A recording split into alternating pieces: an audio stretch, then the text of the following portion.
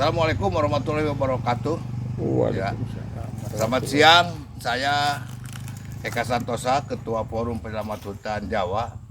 Yang hari ini kami sedang berada di daerah yang agak istimewa, khusus di daerah Ngawi, ya. Ngawi, di mana ini ada tugu perbatasan antara Jawa Tengah, Jawa Timur, di mana letak hutannya berada di wilayah Jawa Timur, tetapi administratif pemerintahannya berada di Jawa Tengah atau yang kita sebut Kabupaten Blora.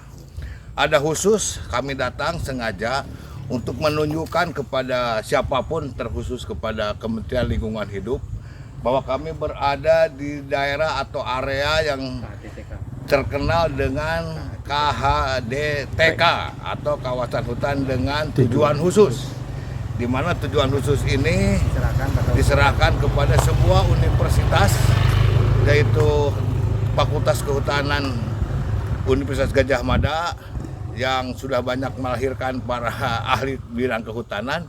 Bahkan Bapak Presiden kita pun ada alumni daripada universitas tersebut, ya, yaitu yang disebut Gadjah Mada tadi. Nah, ini ingin saya bercerita, kata konon kabarnya bahwa ini dibuat sebagai kawasan yang dengan tujuan khusus, yaitu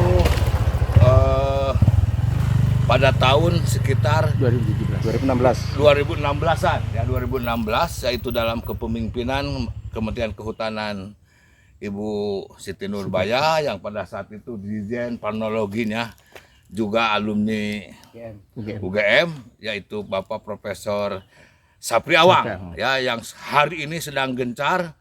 Beliau terus mendesak kepada Presiden untuk adanya kebijakan yang disebut perhutanan sosial. Mari kita lihat, saudara-saudara sekalian, ini ada 11.000 hutan yang diserahkan untuk kawasan tujuan khusus tadi.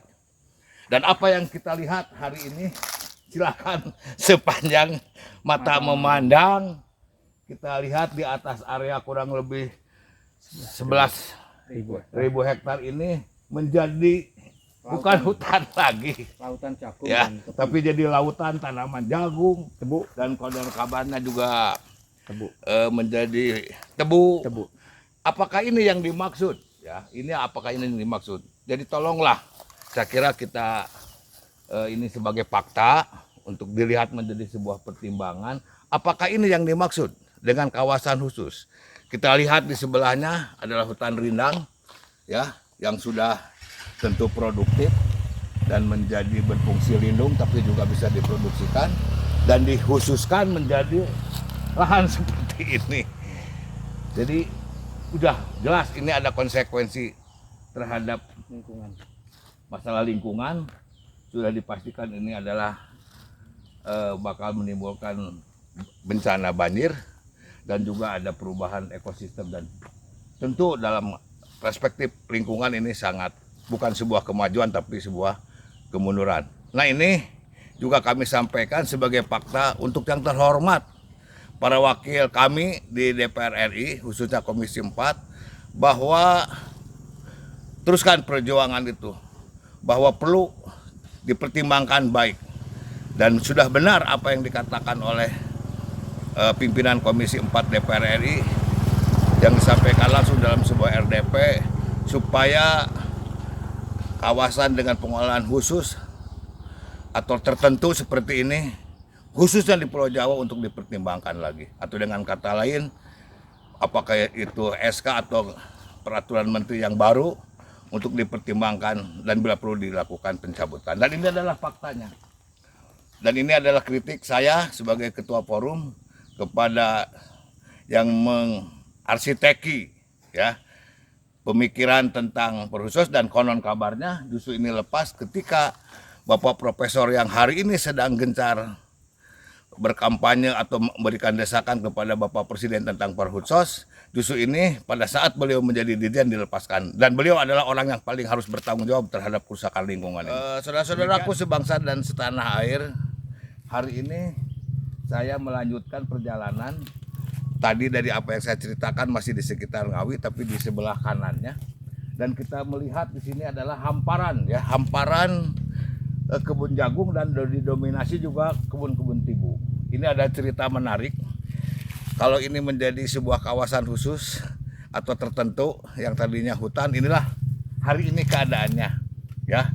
Dan di dalam ini konon kabarnya bahwa tebu ini adalah kepemilikannya investor dari luar. Jadi bukan punya pemegang kawasan khusus tertentu ya.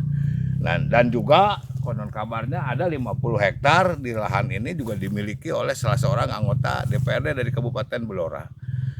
Nah, inilah saya kira satu kenyataan bahwa apa ini yang dimaksud dan dengan tujuan khusus dan tujuan tertentu itu, bahwa hutan yang berfungsi sebagai kawasan untuk ekosistem, untuk kemaslahatan manusia dalam konteks keseimbangan lingkungan.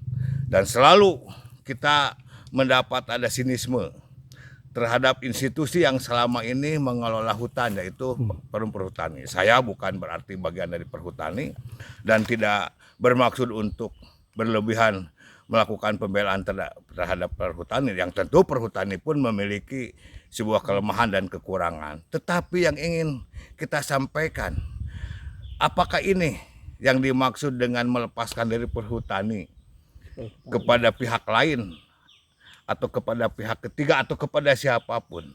Ini kenyataan. Apakah iya bahwa setelah lepas dari Perhutani bahwa hutan lebih bagus? Bukankah ini kenyataan bahwa ini sudah beralih fungsi, bukan dari jadi hutan, yang tentu beresiko untuk keseimbangan lingkungan. Jadi tolonglah, saya kira kita lihat secara objektif. Saya tidak a priori terhadap apa yang menjadi gagasan mungkin bertujuan baik tentang perhutanan sosial, yang memang dari sananya pun yang namanya perhutanan sosial sudah tumbuh dan sudah dimulai, bahkan seiring dengan tumbuh dan berkembangnya yang disebut perhutani atau yang dulunya jabatan kehutanan. Dan tidak mungkin hutan ini terpelihara baik tanpa ada harmonisasi dan tidak ada masalah ya.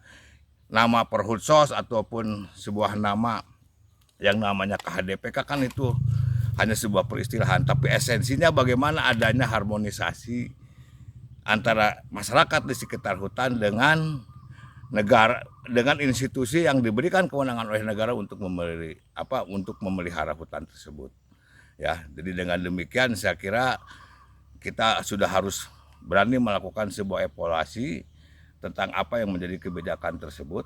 Dan saya sekali lagi minta kepada DPR RI untuk melihat secara objektif bahwa apa yang kita lihat di sini tidak lebih bedanya dengan apa yang kita melihat di Gunih, Jawa Tengah kemarin ya. Dan sekali lagi bahwa arsitek dan desainer konsep ini adalah orang yang harus paling bertanggung jawab, yang kebetulan juga adalah keluaran dari sebuah universitas terkemuka yang disebut Universitas Gadjah Mada tadi. Terima kasih.